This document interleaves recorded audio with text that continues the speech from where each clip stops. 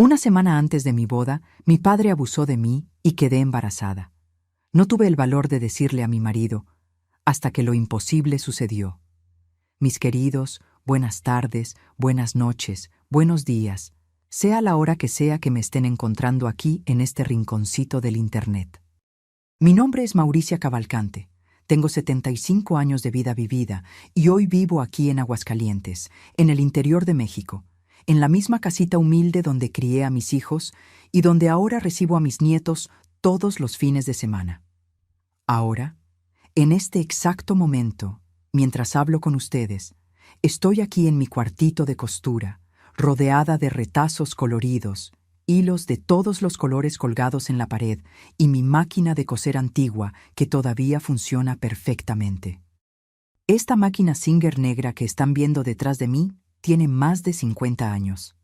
Fue herencia de mi madre y en ella ya he cosido miles de piezas: vestidos, pantalones, camisas, sábanas, manteles. Mi rinconcito aquí es pequeño, pero es mi refugio, mi lugar de paz. La mesita llena de telas, el maniquí en la esquina, aquella caja de botones antiguos que colecciono desde hace décadas. Comencé a coser para afuera hace unos 12 años, cuando mi Aristides se jubiló de la policía estatal y necesitábamos un ingreso extra. Comencé haciendo dobladillos para las vecinas. Después fui tomando arreglos y hoy, gracias a Dios, tengo mis clientas fieles que me traen de todo: ajustar vestidos de fiesta, poner cierres en pantalones, hacer ropita de bebé. El trabajo es minucioso, exige paciencia y atención, pero yo lo amo. Amo tomar una tela sin vida y transformarla en algo bonito, útil. Me levanto tempranito, tomo mi café y ya vengo a mi rinconcito a trabajar. Me quedo aquí hasta la hora de la comida, después vuelvo por la tarde. Es mi terapia, mi sustento, mi compañía. Y ustedes, mis queridas y mis queridos que me están viendo ahora, cuéntenme aquí en los comentarios de qué ciudadcita me están viendo y a qué horita encontraron este video de la abuela Mauricia. ¿Fue por la mañanita tomando el café, después de la comida descansando o ya por la nochecita antes de dormir? Yo leo todos los comentarios, Todos. Me pone tan feliz saber de dónde son, en qué momento del día pararon para escuchar la historia de esta viejita. Cuéntenme sí. Y si pueden, denle clic a ese botoncito rojo de suscribirse, porque tengo muchas historias todavía para compartir con ustedes. Activen la campanita también para no perderse ningún video. Vamos a crear una cadena de cariño entre nosotros. Pero hoy, mis amores, vine aquí a contar una historia que me dolió mucho en el alma durante muchos años. Una historia que involucra traición de la peor especie, aquella que viene de dentro de la propia casa. Involucra un secreto que casi me mata de tanto miedo y vergüenza, e involucra también un amor tan puro, tan verdadero, que me salvó cuando yo pensaba que ya no había salvación. Es una historia pesada, lo sé, pero es una historia de fuerza, de justicia y principalmente de un hombre que me mostró qué es el amor verdadero. Entonces, tomen un cafecito, acomódense ahí y vengan conmigo en esta jornada que comienza allá en mis 20 años, en una semana que debería ser la más feliz de mi vida, pero que se transformó en mi peor pesadilla. Yo nací y me crié aquí mismo en Aguascalientes, en una época en que la ciudad era mucho más pequeña y todo mundo se conocía. Mi madre se llamaba Hortensia. Era una mujer dulce, delicada, siempre con una sonrisa en el rostro, incluso cuando la vida apretaba. Mi padre, al que le decíamos el coronel Gumersindo, no era militar de verdad, no. Era solo un apodo que le pusieron porque tenía tierras, ganado y le gustaba mandar y desmandar. Él era comerciante, tenía una tienda grande de telas y mercería en el centro de la ciudad, y todo mundo lo respetaba, o mejor dicho, todo mundo le tenía miedo. Yo era la hija de en medio de 5 hermanos. Tenía 2 hermanos mayores, Lindolfo y Eustaquio, y 2 hermanas menores, Zenaida y Quiteria. Vivíamos en una casa grande, de 2 pisos, bien en el centro de Aguascalientes, cerca de la catedral. Era una casa bonita por fuera, con portón de hierro, jardín bien cuidado, corredor con mosaicos de colores, pero por dentro, Por dentro vivía el silencio, el miedo. Mi madre prácticamente no hablaba. Ella cocinaba, limpiaba, nos cuidaba, pero era como si tuviera un peso enorme en la espalda todo el tiempo. Mi padre era el dueño absoluto de aquella casa. Cuando él llegaba, todo mundo se quedaba callado. Cenábamos en silencio. Él decidía todo: lo que comíamos, qué ropa vestíamos, a qué iglesia íbamos. Mi madre nunca le contradijo ni una palabra, ni una. Pero para mí, cuando era niña, todo aquello parecía normal. No conocía otra cosa. Pensaba que todas las casas eran así, que todos los padres eran duros de ese modo. Mi infancia fue tranquila, dentro de lo que era posible. Jugaba con mis hermanas con muñecas en el patio. Hacíamos comiditas de mentira con hojas y palitos. Había un mango enorme allá en el fondo y nos subíamos a comer mangos a escondidas, porque a mi padre no le gustaba que nos ensuciáramos. Yo iba a la escuela de las monjas, colegio del Sagrado Corazón, ahí cerca de casa. Usaba aquel uniforme azul marino con cuello blanco, zapatos negros bien boleados. Era buena alumna, sacaba buenas calificaciones, me gustaba leer. Mi materia favorita era español. Me encantaba cuando la monja nos mandaba escribir redacciones. Yo inventaba historias, creaba mundos diferentes, personajes que vivían vidas libres, llenas de aventuras. Los domingos después de misa, mi madre hacía aquella comida deliciosa: frijoles de la olla bien condimentados, carne asada con salsa verde, arroz rojo, tortillas recién hechas, quelites con frijoles, aquel queso fresco con rajas asadas. Nos reuníamos en la mesa grande del comedor, pero incluso en esos momentos de familia había aquella tensión en el aire. Mi padre en la cabecera, serio, nosotros comiendo en silencio, solo respondiendo cuando él preguntaba algo. Yo tenía amigas en la escuela: Creusa, Durbalina, Iracema. Nos encontrábamos en la placita después de clase. Conversábamos sobre los muchachos guapos de la ciudad, sobre vestidos, sobre música. Pero yo nunca podía invitar a nadie a casa. Mi padre no permitía visitas. Decía que su casa no era punto de reunión. Cuando tenía unos 10 años, comencé a darme cuenta de que algo estaba mal en aquella casa. Vi a mi madre llorar escondida en el cuarto. Veía sus ojos rojos por la mañana. Pero cuando le preguntaba, ella solo decía: «No es nada, mi hija, solo un dolorcito de cabeza». Yo escuchaba a mi padre gritarle, insultarla, humillarla, y ella bajaba la cabeza y pedía perdón, siempre pidiendo perdón.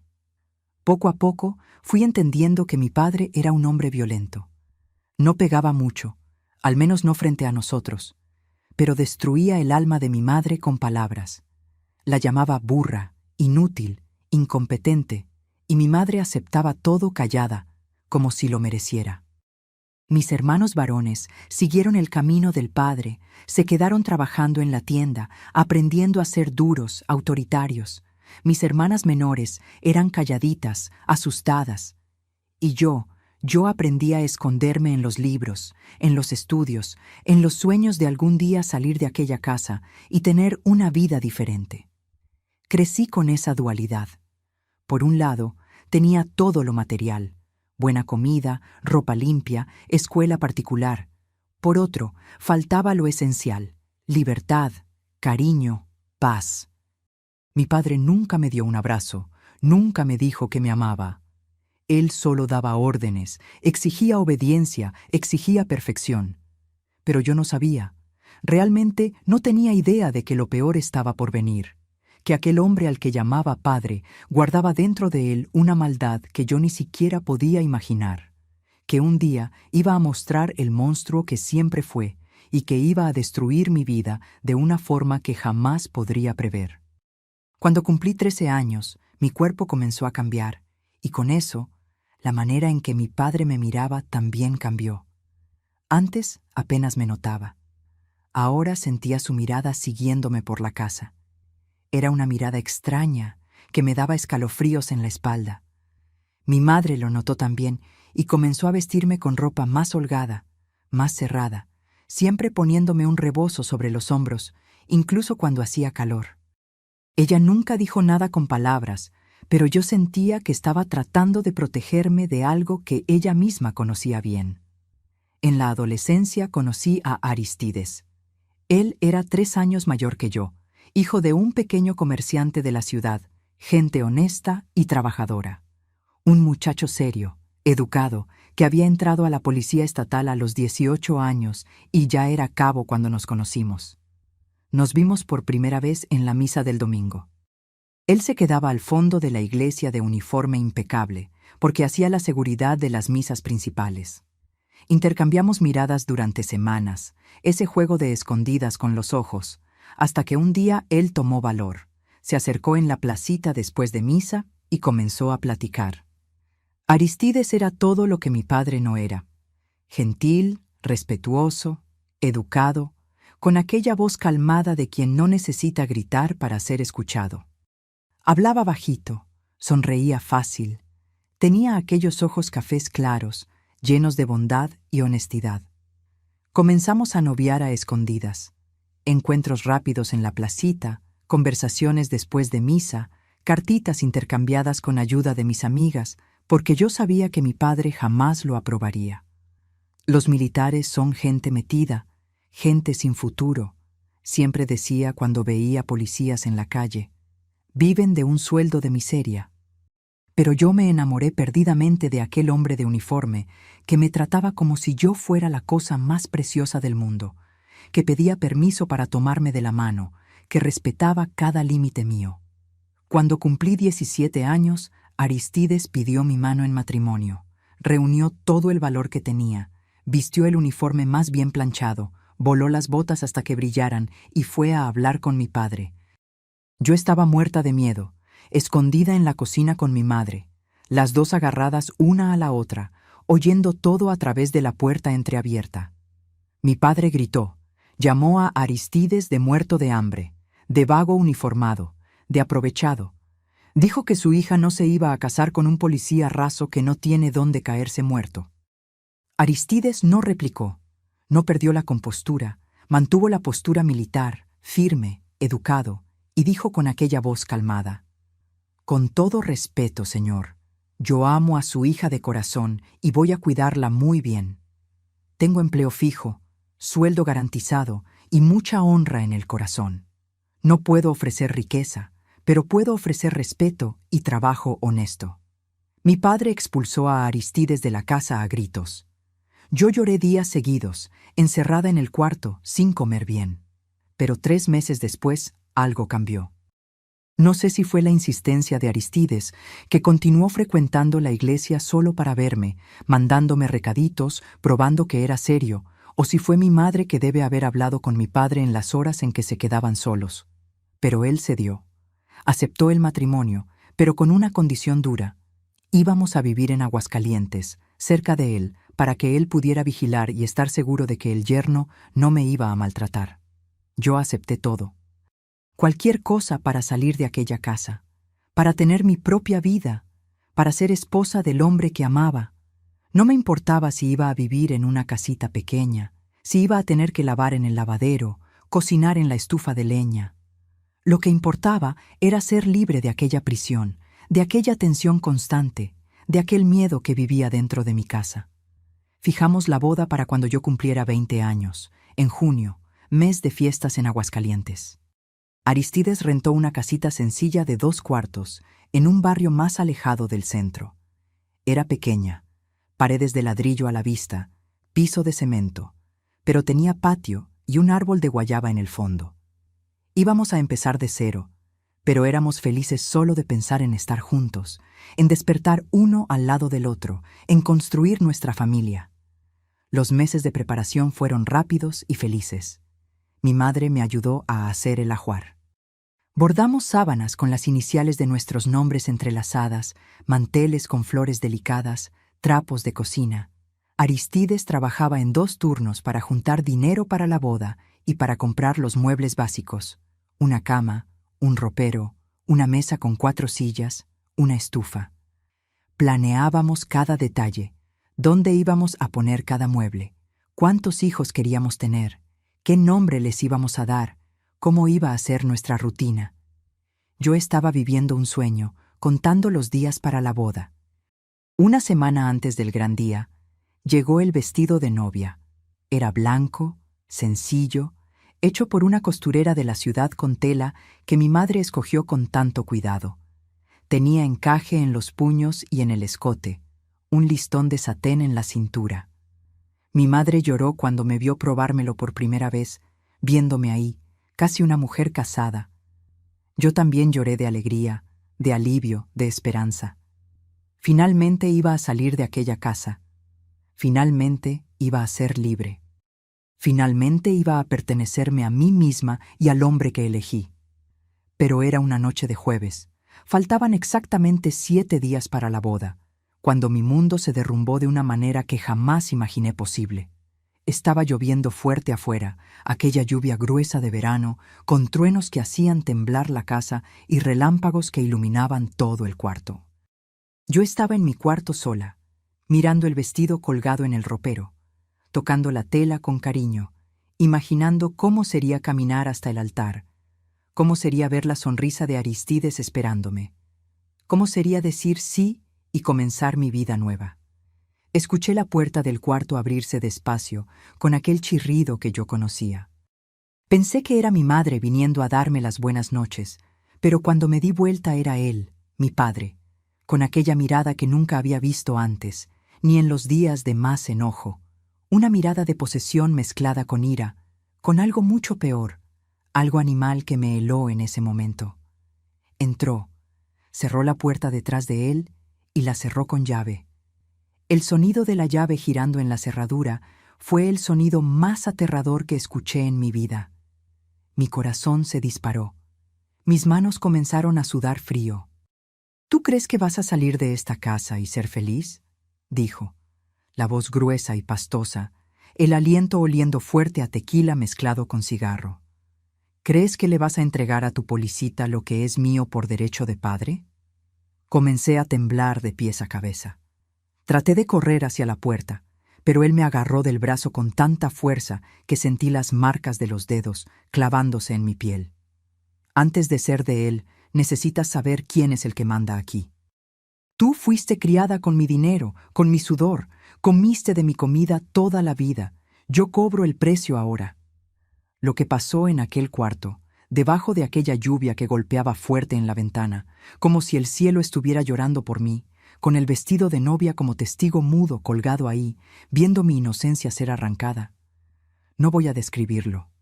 No puedo. No tengo palabras para eso y no quiero tenerlas. Él me usó como si yo fuera un objeto suyo, una propiedad que él podía hacer lo que quisiera antes de pasarla. Me marcó para siempre. Destruyó algo dentro de mí que nunca más quedó entero. Destruyó mi alma una semana antes de lo que debería ser el día más feliz de mi vida. Cuando terminó, se acomodó el cinturón, se pasó la mano por el cabello, como si solo se estuviera arreglando después de un día de trabajo, y dijo con aquella frialdad que solo un demonio tiene: si abres la boca, si le cuentas a tu Policita o a cualquier persona que sea, lo mato.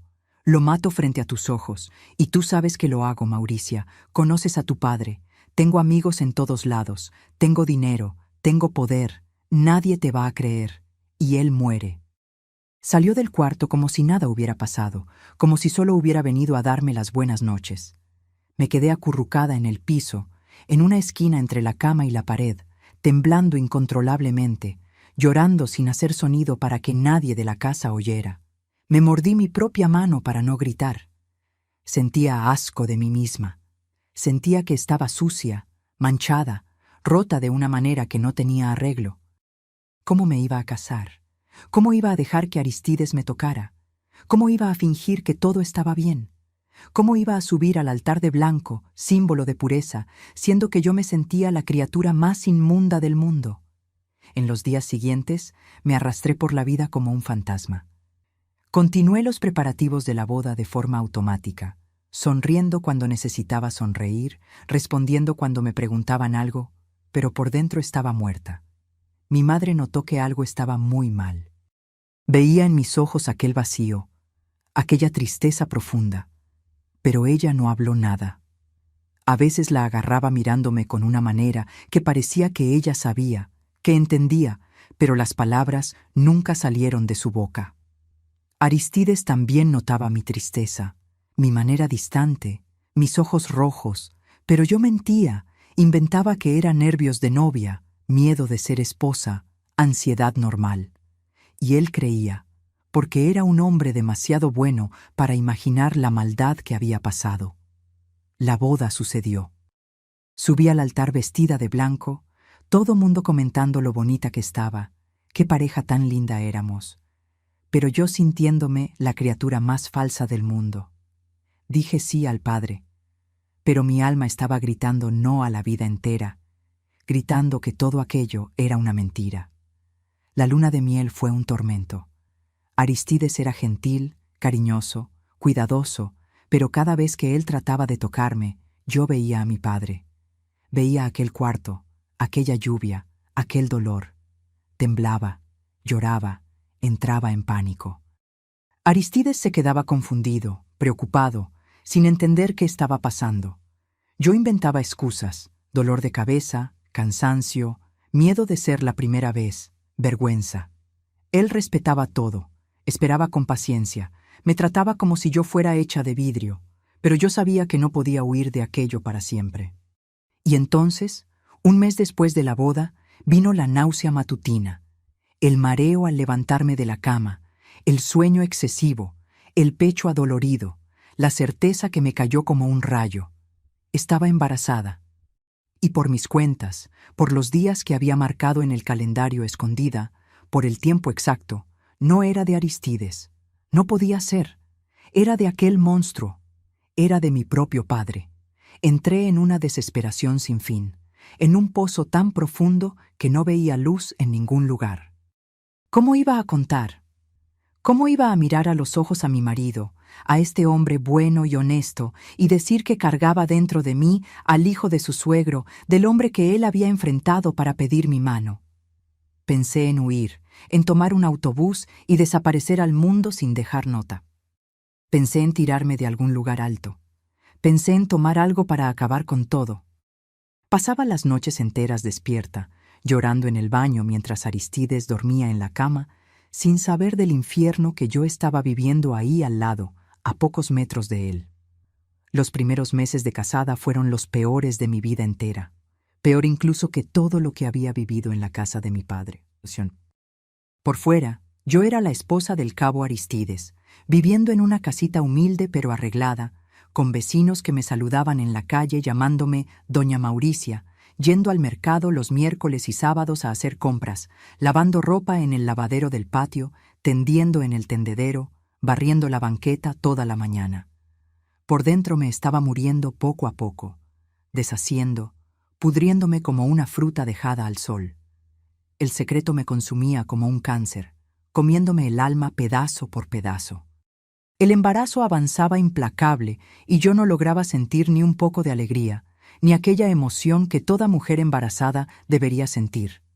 Veía a otras mujeres embarazadas en la calle, en la iglesia, en el mercado, radiantes, tocando la panza con cariño, conversando con el bebé, haciendo planes, escogiendo nombres, comprando ropita.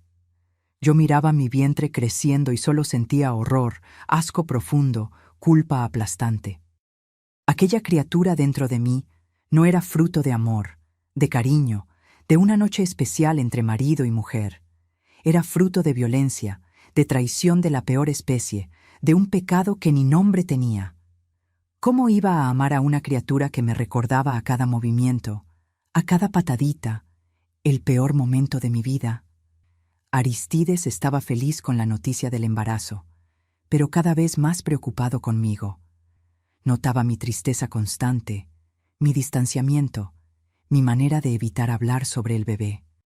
Mauricia, ¿no estás feliz con nuestro bebé?, preguntaba casi todos los días, con aquellos ojos llenos de cuidado y confusión. ¿Es normal que la mamá esté así tan triste al inicio del embarazo? ¿No deberías estar feliz? Yo mentía, siempre mintiendo, construyendo una pared de mentiras entre nosotros. Es solo la náusea, amor. Me está dejando muy mal. Dicen que pasa después del tercer mes. pero no pasaba. Solo empeoraba cada día que pasaba, cada centímetro que la panza crecía. Comencé a evitar a mi marido de todas las formas posibles. Inventaba dolores de espalda, malestares constantes, cualquier cosa para no tener que acostarme a su lado a la hora de dormir. Cuando finalmente iba a la cama, dormía volteada de lado, lo más lejos posible de él, casi cayéndome de la orilla del colchón. Cuando él trataba de abrazarme durante la noche, yo fingía estar dormida, respirando despacio, el cuerpo tenso hasta que él desistía. Cuando trataba de conversar sobre el bebé, sobre el futuro, sobre qué nombre le daríamos, sobre cómo sería nuestra vida después de que la criatura naciera, yo cambiaba de tema. Decía que me dolía la cabeza, que estaba cansada, que necesitaba lavar ropa. Estaba construyendo un muro entre nosotros, ladrillo por ladrillo, y él no entendía por qué. Peor aún, mucho peor, eran las visitas obligatorias a la casa de mis padres. Todos los domingos después de misa teníamos que ir a comer allá. Era tradición, era obligación de hija casada. Mi padre actuaba como si nada hubiera pasado, como si aquella noche nunca hubiera existido. Saludaba a Aristides con falsedad, le daba palmaditas en la espalda, hacía chistes sobre el embarazo, decía que esperaba un nieto varón para continuar el nombre de la familia Ferreira, se reía fuerte, ofrecía tequila. Yo tenía que sentarme en la misma mesa que él, comer la comida que él pagaba, escuchar su voz haciendo bromas, sin vomitar de asco. Y siempre, siempre, durante toda la comida, aquella mirada de posesión, de amenaza silenciosa, de advertencia. ¿Te acuerdas de nuestro secreto?, decían sus ojos sin necesitar palabras. ¿Te acuerdas de lo que pasa si abres la boca? Mi madre sabía. Tengo certeza absoluta de que ella sabía lo que había pasado. No era la primera vez que aquel hombre hacía algo horrible. Yo tenía certeza de eso también. Ella conocía al marido que tenía, conocía su maldad, su falta de límites. Pero ella también vivía con miedo, presa en aquel matrimonio, sin salida, sin familia a donde volver, sin dinero propio, sin lugar a donde ir. Una vez, durante una de esas visitas de domingo, ella me agarró llorando escondida en la cocina mientras los hombres conversaban en la sala. Me agarró la mano con fuerza, me miró profundo a los ojos, con aquella manera de quien entiende todo sin necesitar explicación, y susurró bien bajito: «Sé fuerte, mi hija, sé más fuerte de lo que yo fui. No dejes que él te destruya también». No dijo más nada, no necesitaba. Nos entendimos en aquel silencio. La panza crecía implacable. 3 meses, 4 meses, 5 meses. Las personas en la calle paraban para tocar mi panza sin pedir permiso. Decían que estaba linda embarazada, que tenía aquel brillo especial de gestante, que mi bebé iba a ser hermoso. Pero cuando me miraba en el espejo, veía a una mujer muerta por dentro, una cáscara vacía de persona. Tenía forma, pero no tenía vida. No tenía alma, solo tenía miedo y asco. Aristides comenzó a sospechar seriamente que había algo muy, muy malo pasando. No era posible que una mujer embarazada estuviera tan triste, tan distante, tan apagada. Un día, volviendo del trabajo más temprano porque había cambiado de turno, me encontró sentada en el piso de la cocina, de espaldas a la puerta, abrazada a mis propias rodillas, llorando compulsivamente, balanceándome hacia adelante y hacia atrás, como niña con trauma. Él corrió, se arrodilló frente a mí, me agarró el rostro con las 2 manos. «Mauricia, por el amor de Dios, dime qué está pasando. ¿Ya no me amas? ¿Te arrepentiste de haberte casado conmigo? ¿Hice algo mal?» Aquellas palabras me dolieron más que todo lo que ya había vivido, porque yo amaba a aquel hombre con cada pedazo que todavía quedaba de mi alma. Amaba con toda mi fuerza, con toda mi vida. Pero, ¿cómo confesar lo que no tenía palabras, lo que no tenía manera de explicar? «Te amo», logré decir entre sollozos que cortaban mi respiración. «Te amo tanto que duele, Aristides. Duele en el pecho, duele en el alma». «Entonces, ¿por qué estás así? ¿Por qué te alejas de mí como si fuera a lastimarte? ¿Es el bebé? ¿No quieres ser mamá? ¿No quieres este hijo? Abracé mis rodillas con más fuerza todavía, escondiendo el rostro, sintiendo el peso de todo amenazando con aplastarme. No sé si pueda, Aristides. No sé si pueda ser mamá de esta criatura. No sé si voy a poder amarla. Él se quedó en silencio por un tiempo que pareció eterno. Después se levantó despacio, tomó la gorra que había dejado en la mesa y salió de casa sin decir nada. Pensé que lo había perdido para siempre, que había desistido de mí, que me iba a mandar de regreso a la casa de mi padre, y tal vez fuera hasta mejor así. Pensé, él merece a alguien entera, sana, feliz, no esta mujer rota y sucia en la que me había convertido. Pero Aristides volvió una hora después. Había ido a caminar para pensar, para calmar la cabeza. Se sentó en el piso a mi lado, recostó la espalda en la pared de la cocina. Nos quedamos ahí los dos sentados en el piso frío. Y él dijo con aquella voz calmada que solo él tenía: «No sé qué te pasó, no sé qué dolor es ese que cargas, pero sé que algo te lastimó muy profundo. Sé que tienes miedo de algo o de alguien, y sé que no puedes contarme, no puedes ponerlo en palabras. Voy a darte tiempo, voy a darte espacio, voy a esperar. Pero quiero que sepas algo, Mauricia.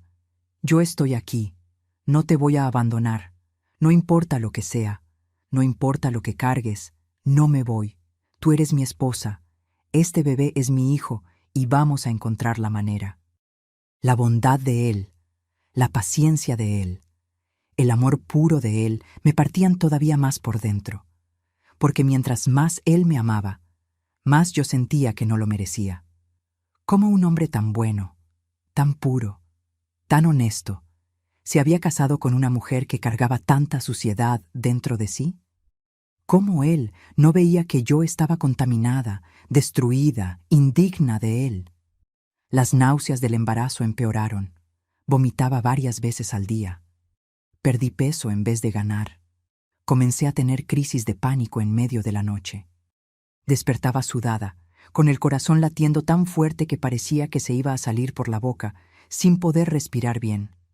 Despertaba gritando, reviviendo aquella noche de lluvia, aquel cuarto, aquel monstruo encima de mí.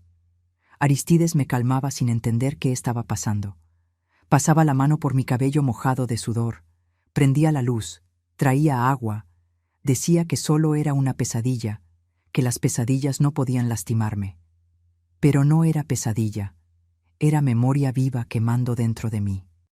Comencé a tener pensamientos terribles, pensamientos que nunca imaginé que podría tener.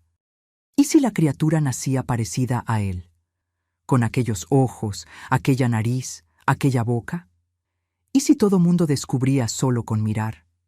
¿Y si Aristides miraba al bebé el día del nacimiento y sabía en ese momento, instintivamente, que no era suyo? ¿Y si la criatura crecía y se quedaba igual al abuelo? Llegué a pensar, Dios me perdone, en provocar un accidente, una caída por las escaleras, un tropezón a propósito, cualquier cosa para perder el embarazo y acabar con aquella pesadilla.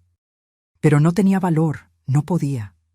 Por más que odiara la situación, algo dentro de mí, tal vez instinto materno comenzando a despertar, me lo impedía. Mi padre continuaba con las amenazas veladas, con las miradas cargadas.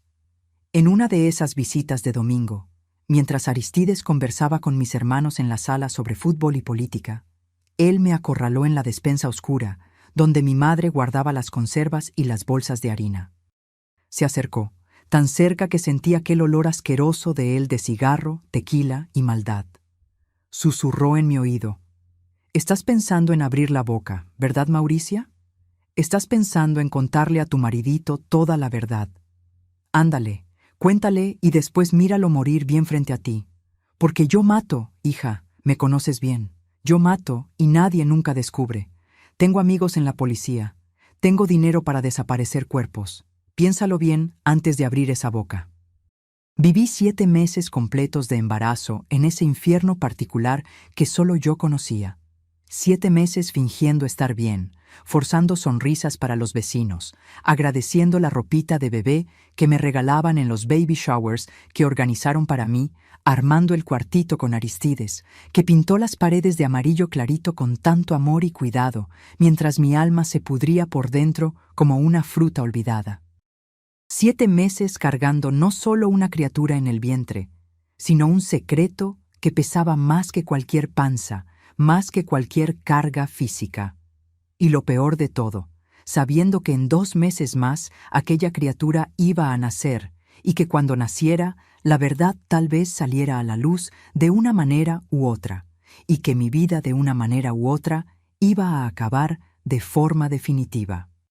Estaba en el 8º mes de embarazo, panza enorme, ya casi al final, cuando la gota que derramó el vaso finalmente cayó y desbordó todo.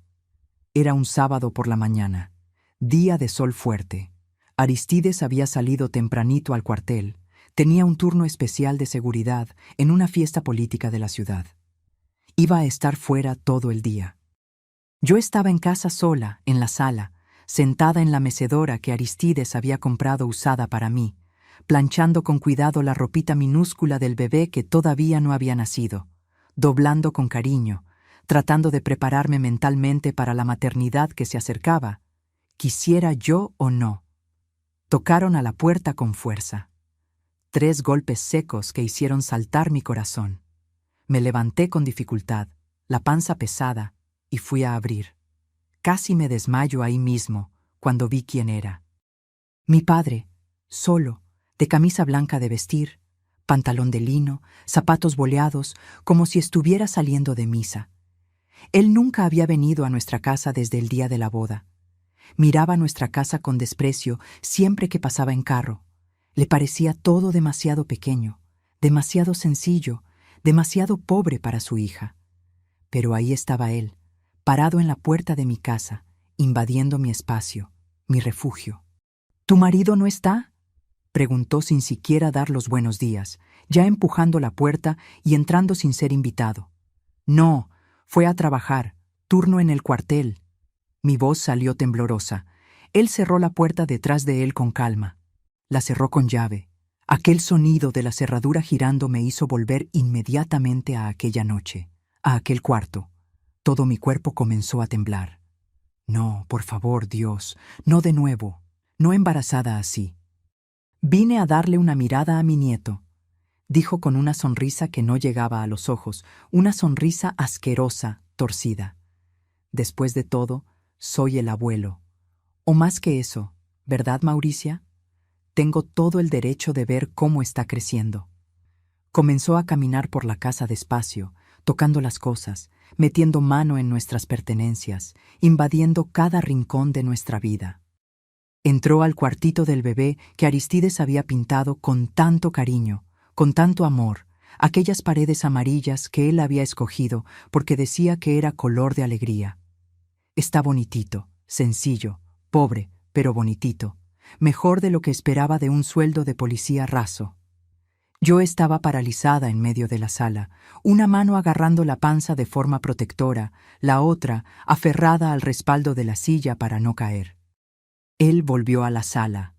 Se acercó a mí despacio, como un predador se acerca a la presa, y entonces puso la mano en mi panza, gruesa, pesada, caliente.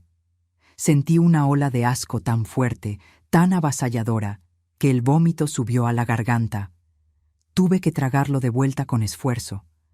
«Es mi sangre ahí dentro», dijo bajito, con aquel tono de posesión que yo conocía tan bien. «No lo olvides nunca, Mauricia. No olvides que esta criatura es más mía que de él, que una parte de mí va a estar viva ahí dentro para siempre, que nunca vas a poder olvidarte de mí porque vas a mirar el rostro de este bebé todos los días y te vas a acordar».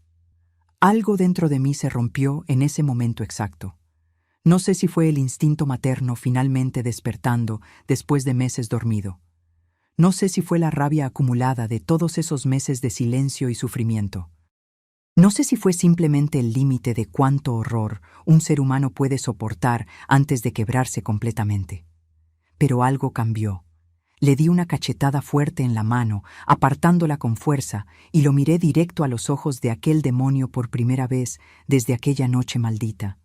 «Quita tu mano de mí, quítala ahora». Mi voz salió temblorosa, pero firme, sorprendiéndome hasta a mí misma. «¿Cómo es eso, niña?». Él levantó la ceja, sorprendido, no acostumbrado a la resistencia. «¿Ahora me das órdenes?».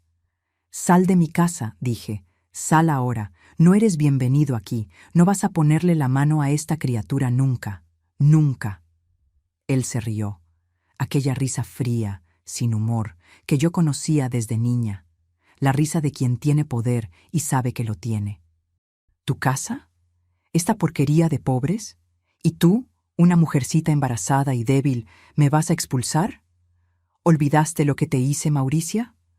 ¿Olvidaste aquella noche de lluvia, aquel cuarto? ¿Olvidaste que con una sola palabra puedo acabar con tu vidita feliz de casada? ¿Puedo contarle a tu marido que el hijo que él piensa que es suyo es mío?». «No olvidé nada», respondí, las lágrimas comenzando a caer calientes por mi rostro, pero la voz quedándose cada vez más firme. «No olvido ni un segundo de aquella noche. Vivo con eso todos los santos días. Despierto con eso, duermo con eso. Cargo eso dentro de mí como una enfermedad. Pero no voy a dejar que destruyas a esta criatura también. No voy a dejar que pongas tus manos inmundas en ella. No voy a dejar que le hagas a ella lo que me hiciste a mí. Yo prefiero morir antes que dejarte cerca de este bebé». Él dio un paso amenazante en mi dirección, el rostro rojo de ira. «Tú no mandas nada, niña. Tú no eres nada. Yo soy tu padre. Yo te crié. Yo soy dueño de ti. Tú no eres mi padre», grité, y fue la primera vez en la vida que le grité. «Padre no hace lo que tú hiciste. Padre no destruye a su propia hija. Padre no viola, no amenaza, no aterroriza. Tú no eres mi padre. Eres un monstruo que debería estar preso, no suelto haciendo más víctimas». Él levantó la mano para golpearme, el rostro contorsionado de furia. Yo cerré los ojos, protegiendo la panza con los brazos, esperando el golpe. Pero el golpe no llegó. En cambio, escuché la puerta del frente abrirse con fuerza, golpeando la pared. Era Aristides.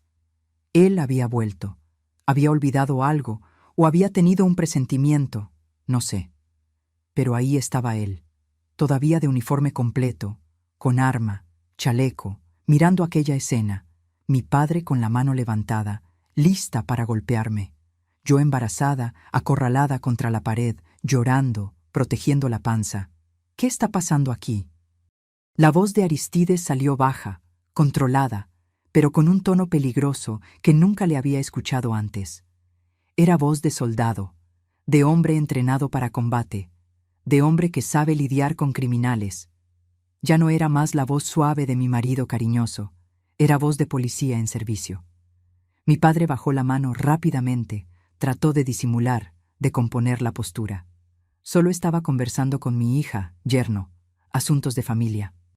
¿Conversando? Aristides entró a la casa, cerró la puerta detrás de él con calma calculada y se quedó entre yo y mi padre. ¿Con la mano levantada para golpear a una mujer embarazada de 8 meses? ¿Eso es conversar en su familia? Aristides se volteó levemente hacia mí, sin quitar los ojos de mi padre. «Mauricia, vete al cuarto, ahora». No me moví, paralizada. «Vete», repitió ahora con voz de mando. Corrí al cuarto, pero dejé la puerta entreabierta. Necesitaba escuchar, necesitaba saber.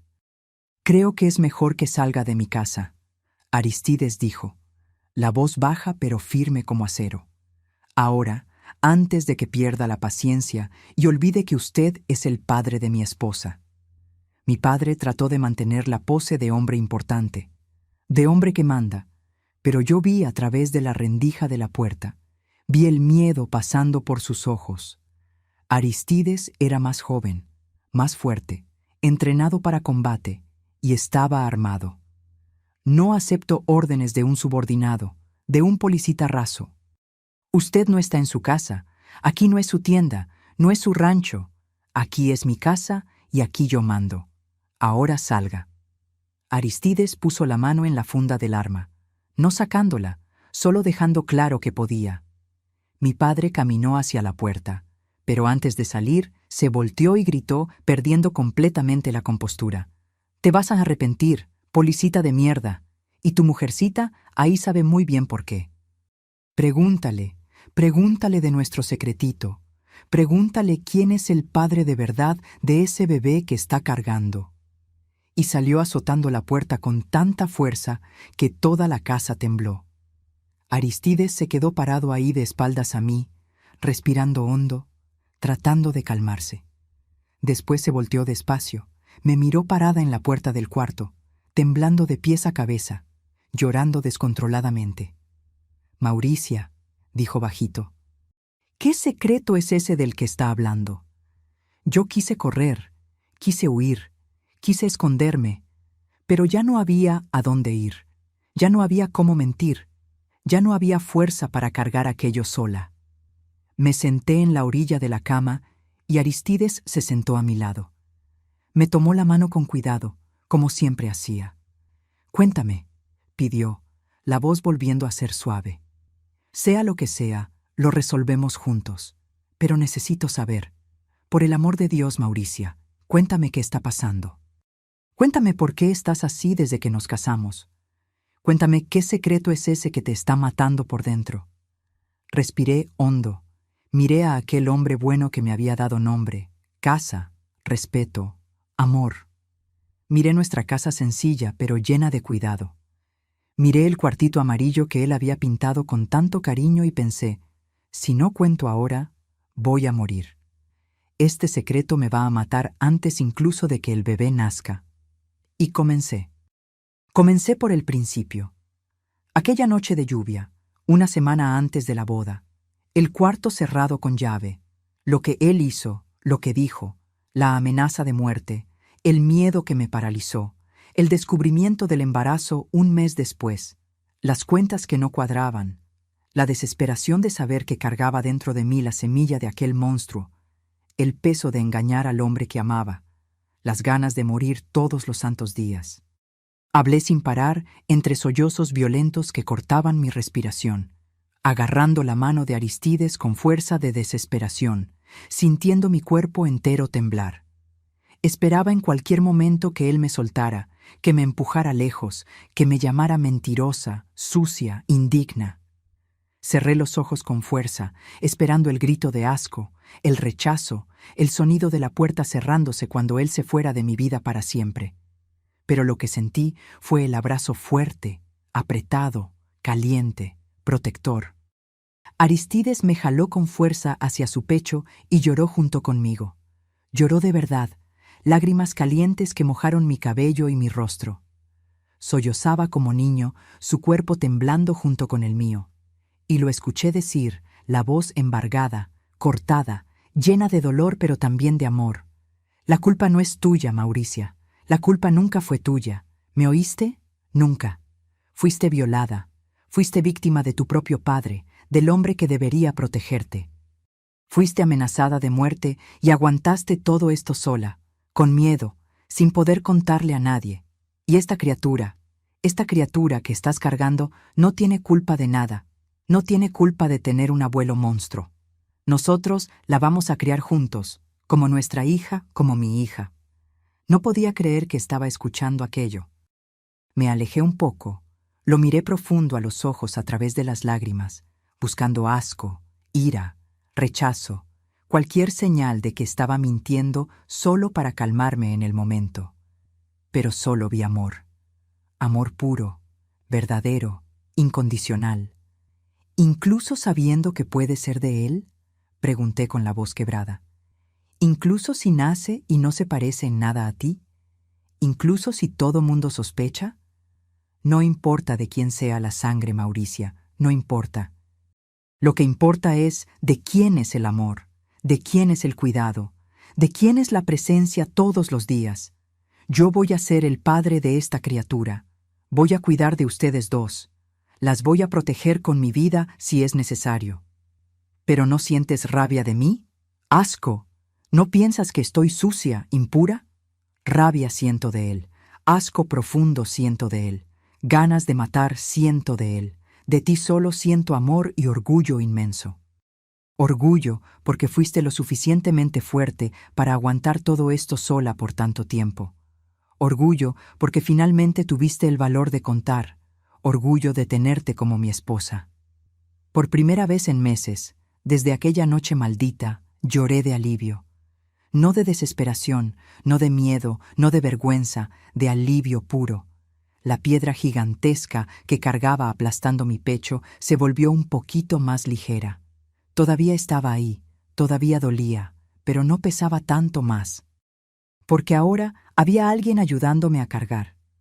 Nos quedamos abrazados por mucho tiempo, llorando juntos, él acariciando mi cabeza, yo aferrada a él con fuerza. Hasta que Aristides se alejó despacio, se limpió el rostro y vi algo cambiar en sus ojos. Ya no era mirada de marido preocupado, de hombre tratando de consolar a la esposa. Era mirada de soldado, de militar, de hombre planeando una misión de combate. Tu padre va a pagar por lo que hizo, Mauricia. Va a pagar caro. Aristides, no. Agarré su brazo con desesperación. Él amenazó con matarte. Tiene poder, tiene dinero, tiene influencia en toda la ciudad. Conoce al delegado, conoce al juez, conoce a todo mundo. Va a decir que es mentira, que inventé todo y te va a hacer daño. Por favor, déjalo así. Ya basta con que nosotros sepamos la verdad.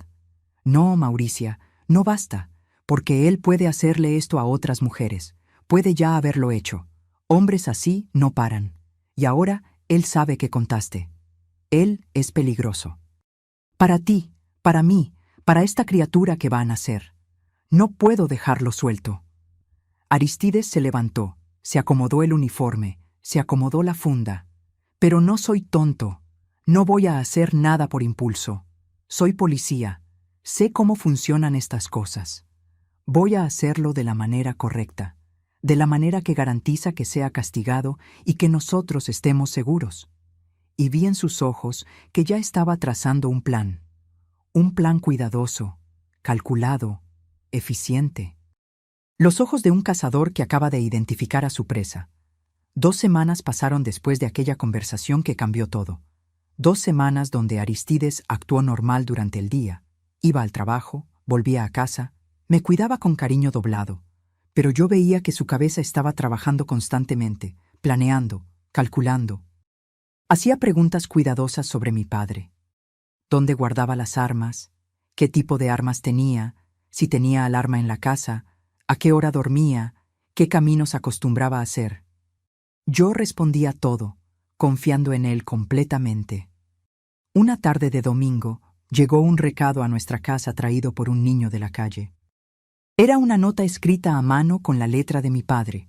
Decía que quería hablar con Aristides a solas, hombre a hombre, que necesitaba resolver las cosas de forma civilizada, y lo invitaba a ir hasta su rancho, unos 15 kilómetros fuera de Aguascalientes, en un área alejada, donde criaba ganado, lejos de todo y de todos. Mi sangre se heló en ese momento. Leí la nota temblando. No vayas, supliqué, agarrando el brazo de Aristides con fuerza, sintiendo mi corazón dispararse de miedo. Es una trampa, Aristides. Te va a hacer algo. Te quiere matar lejos de la ciudad, donde nadie ve, nadie oye. Él dijo que iba a hacerlo. Por favor, no vayas. Aristides me miró con aquella manera calmada de él que yo ya conocía tan bien, aquella manera que calmaba hasta tempestades. Sé que es una trampa, Mauricia, lo sé, pero a veces uno necesita entrar en la trampa con los ojos abiertos para atrapar a quien la armó. Necesitas hacer que el predador piense que está en control, cuando en realidad quien controla la situación eres tú. No entiendo. ¿Vas a entrar en una trampa a propósito? ¿Vas a dejar que te mate? No, mi amor, voy a dejar que intente matarme. Hay una diferencia enorme ahí. Yo estoy entrenado para esto. Entrenado para identificar amenazas, desarmar enemigos, sobrevivir en situaciones de riesgo. Tu padre es un civil arrogante, acostumbrado a mandar en gente con miedo. Él no sabe con quién se está metiendo. Fue al ropero, sacó el uniforme completo, el más nuevo que tenía, planchado a la perfección. Se vistió con calma cada pieza en el lugar correcto, acomodando cada botón, cada doblez. Se puso el chaleco antibalas por debajo de la camisa, verificó el arma, revisó la munición, la guardó de vuelta en la funda. Se puso gel en el cabello, se arregló hasta quedar impecable. Se estaba preparando como si fuera para una misión oficial. Aristides, explícame qué vas a hacer. Cuéntame el plan. No me dejes en la oscuridad así, muriéndome de miedo. Él se arrodilló frente a mí, me agarró el rostro con las 2 manos, me dio un beso de morado en la frente. Confía en mí, Mauricia, solo confía. Y cuídate a ti y a nuestra hija, porque es niña, estoy seguro. Voy a volver. Te prometo que vuelvo.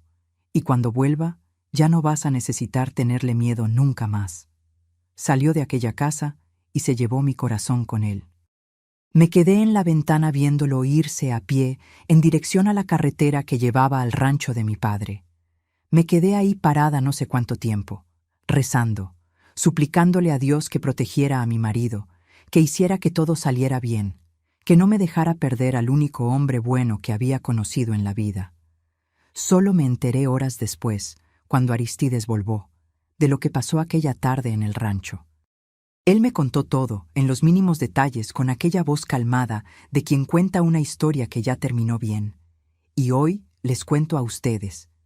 Mi padre estaba esperando en el rancho, fuera de la casa principal, cerca de una cerca de un potrero lleno de ganado.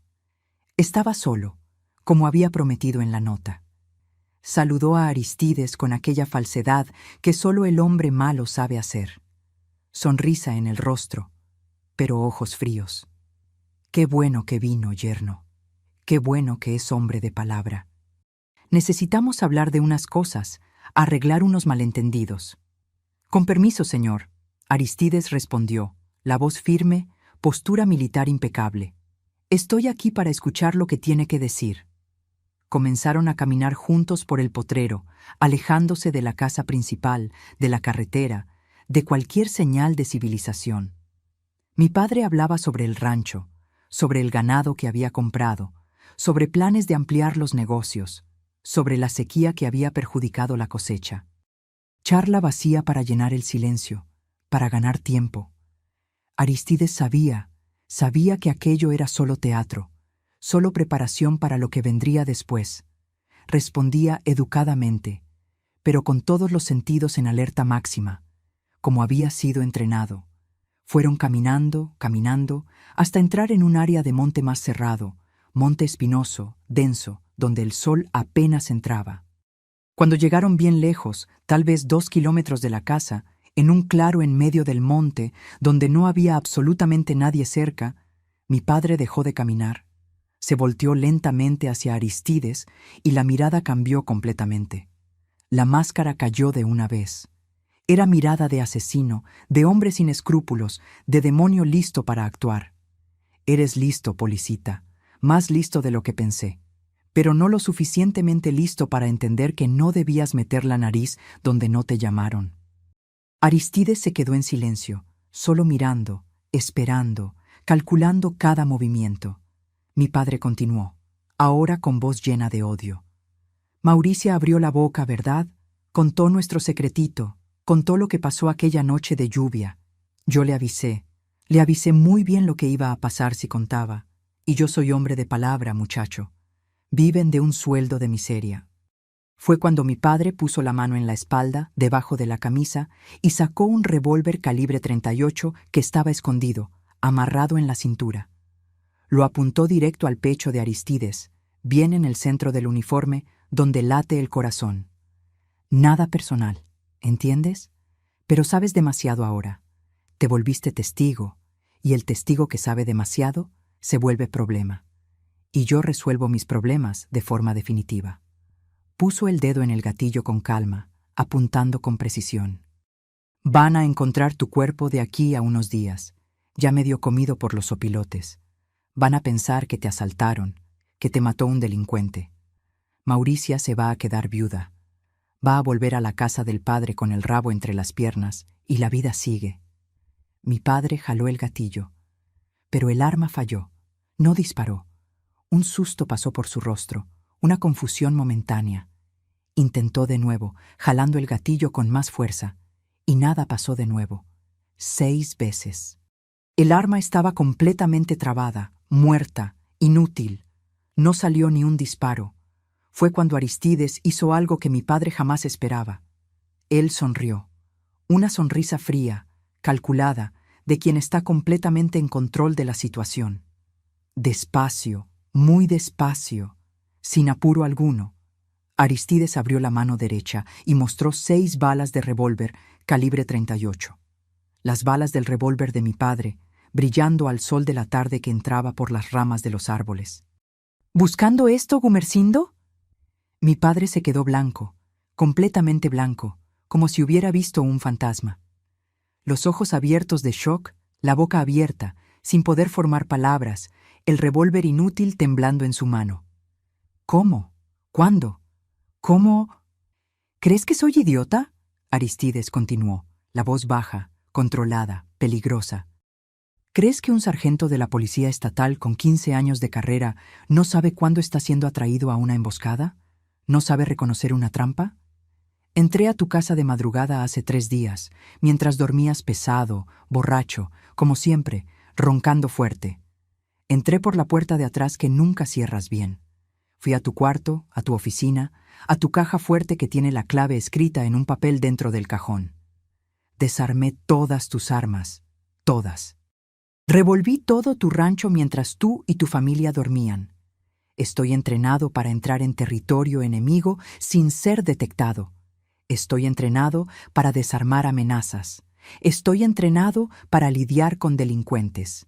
Y tú, Gumersindo, no pasas de ser un delincuente más, un violador, un cobarde que abusa de mujeres indefensas y amenaza a gente inocente. No tienes honra, no tienes valor, no tienes nada. Mi padre, por primera vez en la vida, sintió miedo de verdad, miedo visceral, real, de quien se da cuenta de que no está en control, de que erró el cálculo, de que está a merced de alguien más fuerte. Trató de correr, tiró el revólver inútil al piso e intentó correr por el monte cerrado, tropezando con raíces, rasguñándose con las espinas del monte. Pero Aristides, con la agilidad y velocidad de un militar entrenado, saltó sobre él como un felino. Derribó a mi padre al piso con un golpe de pierna que aprendió en el entrenamiento de combate corporal.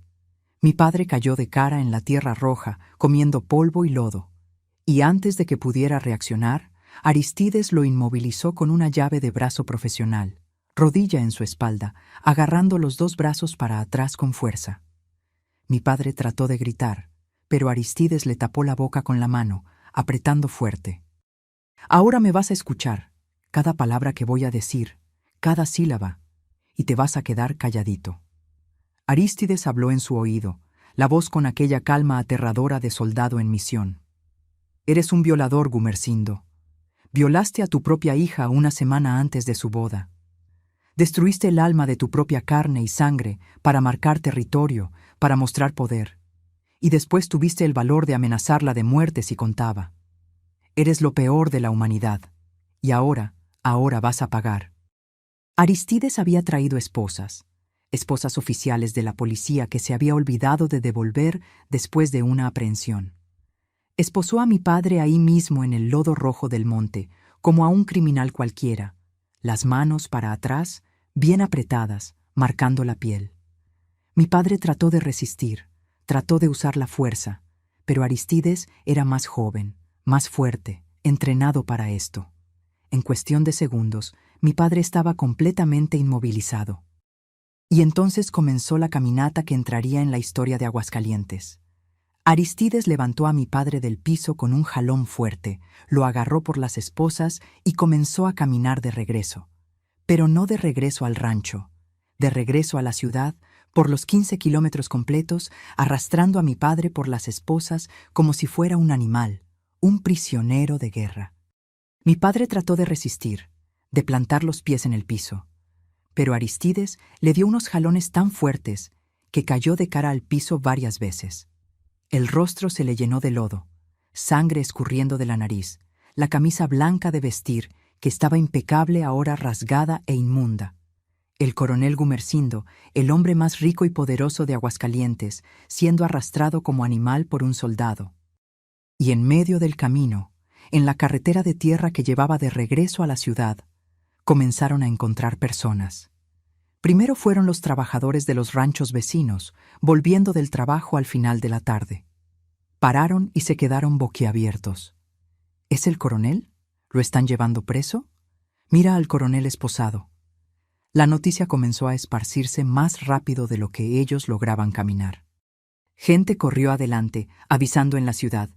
El soldado está trayendo al coronel Gumersindo preso. Vengan a ver.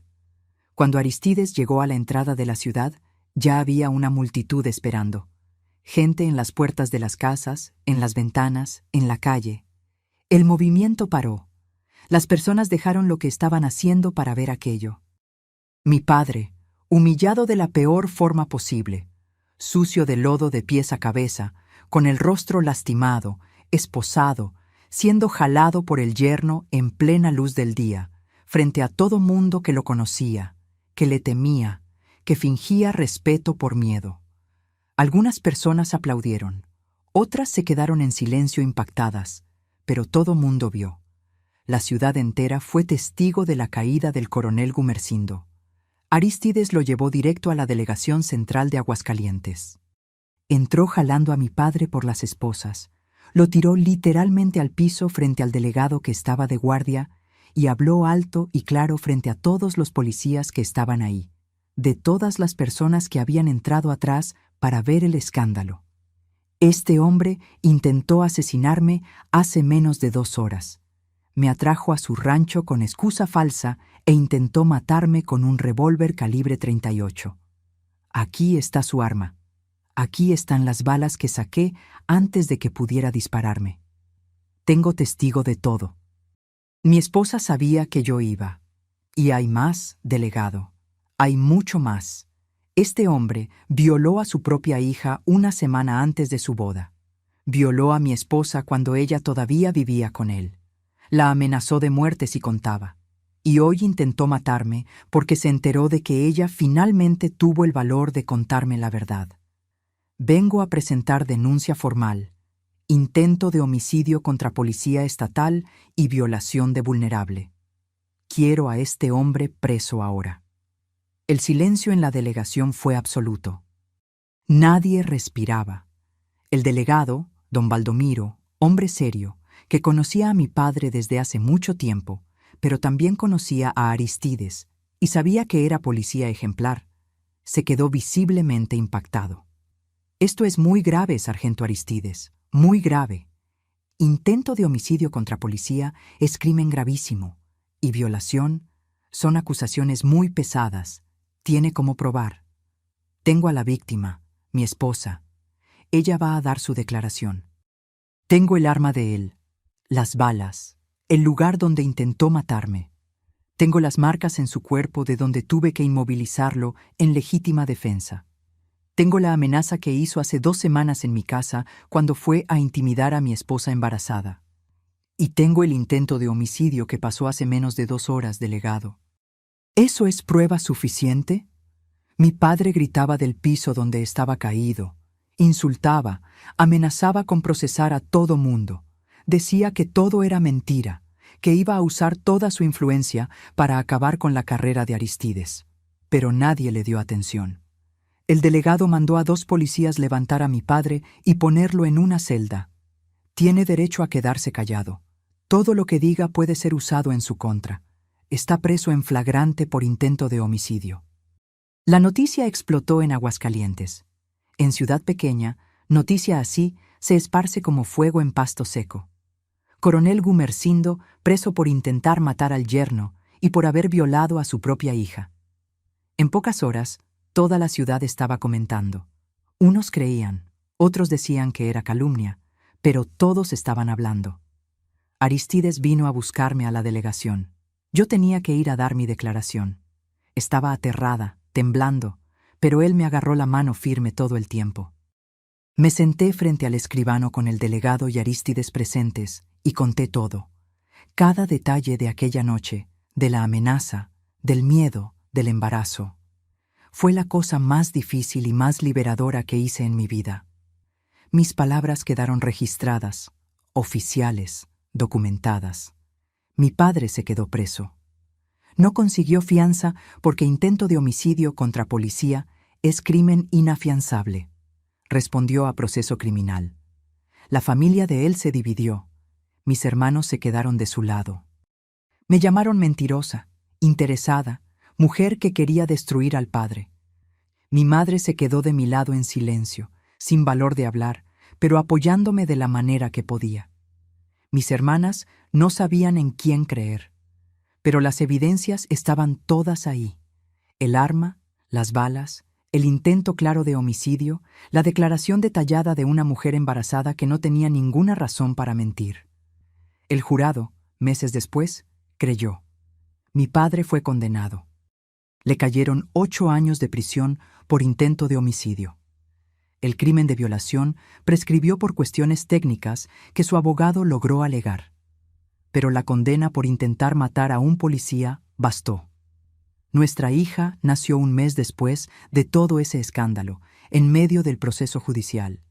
Una niña linda, chiquita, de ojos claros y cabello oscuro. Aristides estaba en la sala de parto conmigo. Me agarró la mano durante todo el trabajo de parto, cortó el cordón umbilical, fue el primero en cargarla. Lloró como niño cuando la vio. Nuestra hija, dijo, nuestra hija llegó. La registró como hija de él en el registro civil. Nombre completo: Eulalia Cavalcante dos Santos, con su apellido. No hizo prueba de ADN, no quiso saber, no quiso confirmar. Es mi hija, repitió varias veces. Punto final, ya no importa nada más. Y la crió con tanto amor, tanto cariño, tanto cuidado, que hasta hoy, con 53 años, mi hija no tiene idea de la verdad sobre su concepción. Para ella, Aristides siempre fue y siempre será su padre, el único padre que importa. Mi padre salió de la cárcel 6 años después por buen comportamiento. Ya estaba viejo, enfermo, destruido. La familia se había deshecho. Los negocios habían quebrado porque nadie más quería hacer negocios con un violador condenado. La casa grande fue vendida para pagar deudas. Él fue a vivir en una pensión barata en las afueras de la ciudad. Nadie quería saber de él. Murió solo 3 años después. Cirrosis, el cuerpo destruido por el tequila. Me enteré de la muerte por un primo lejano.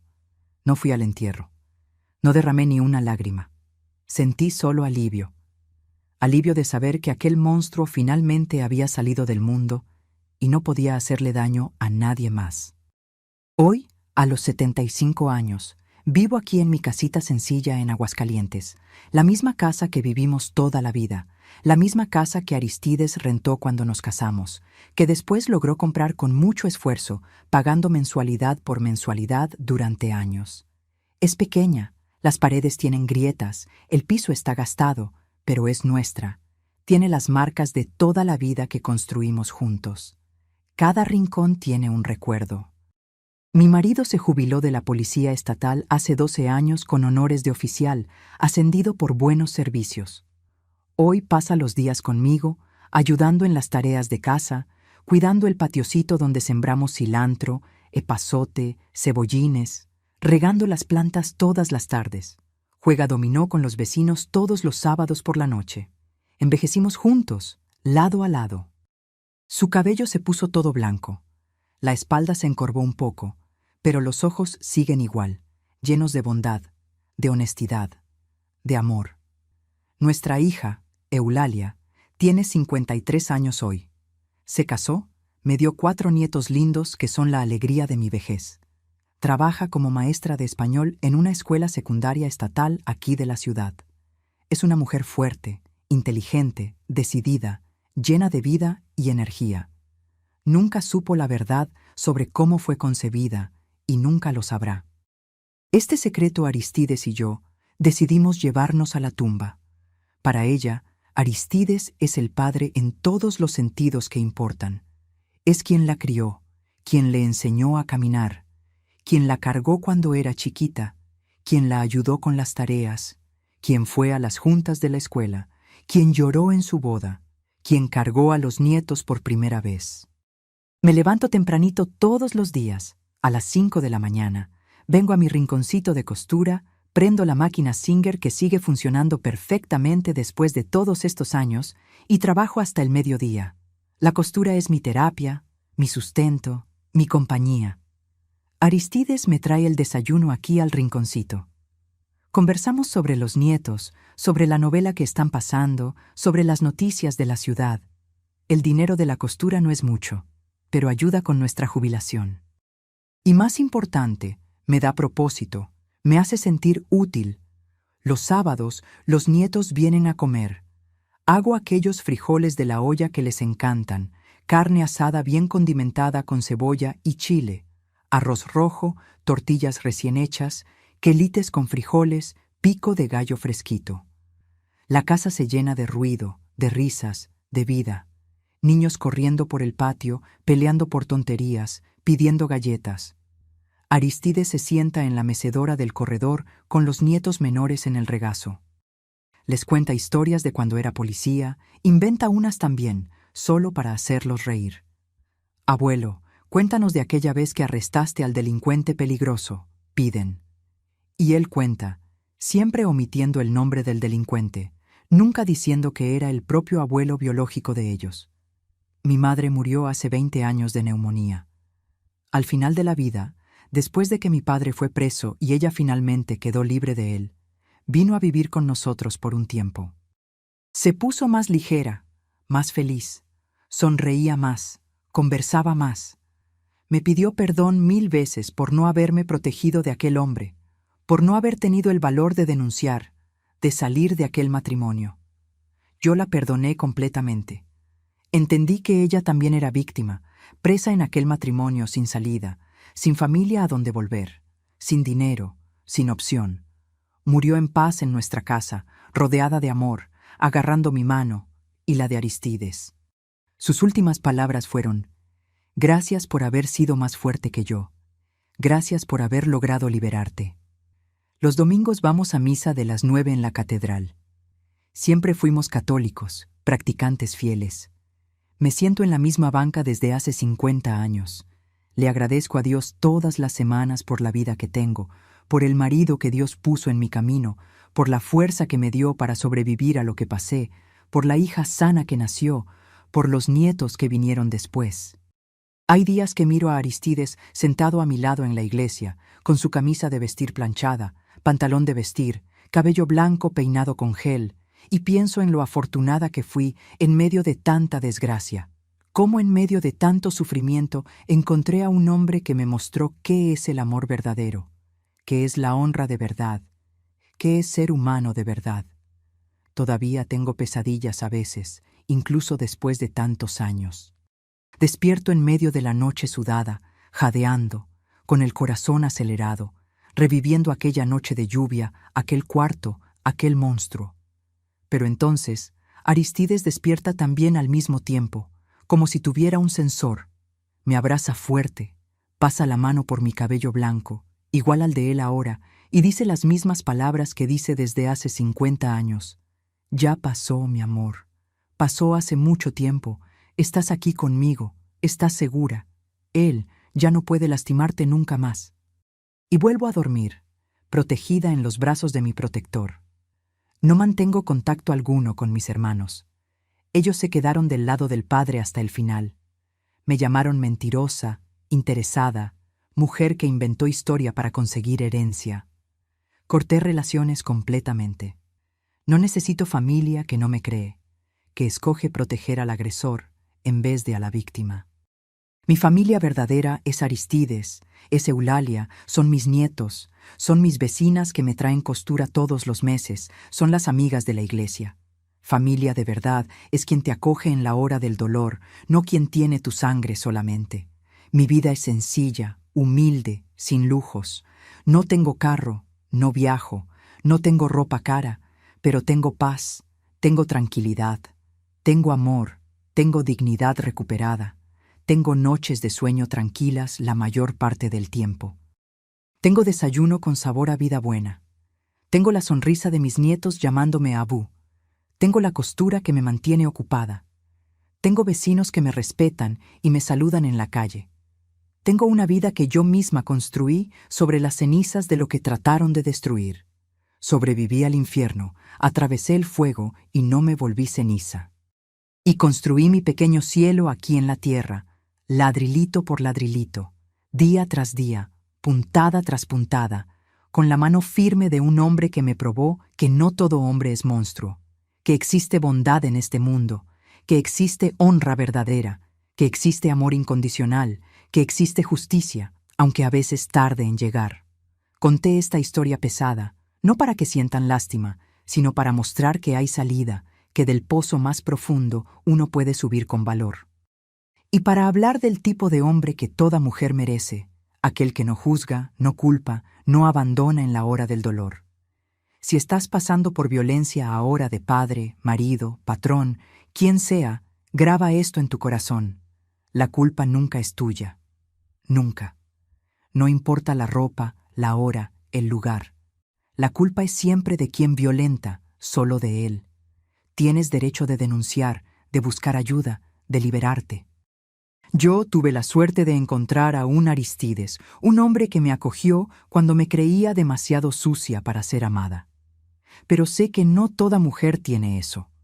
Por eso digo, tú puedes salvarte sola. Busca autoridades que crean. Busca grupos de apoyo. Habla con personas de confianza. En todo el país existen organizaciones para ayudar a mujeres en situación de violencia. No estás sola. Aprendí que cargar secreto de abuso mata el alma poco a poco. Casi me llevó a la locura. Fue solo cuando hablé que respiré de nuevo. El silencio protege al abusador, nunca a la víctima. Hablar es el primer paso hacia la libertad. Y si conoces a alguien pasando por esto, sé la ayuda que necesita. Créele. No preguntes qué hiciste para provocar. Simplemente cree y ofrece ayuda práctica. A veces hace toda la diferencia entre vida y muerte. Mi historia prueba que es posible reconstruir, es posible amar de nuevo, confiar de nuevo, ser feliz de nuevo. Las cicatrices se quedan, no voy a mentir, pero no definen quién eres. Yo ya no soy aquella de 20 años llorando en el piso.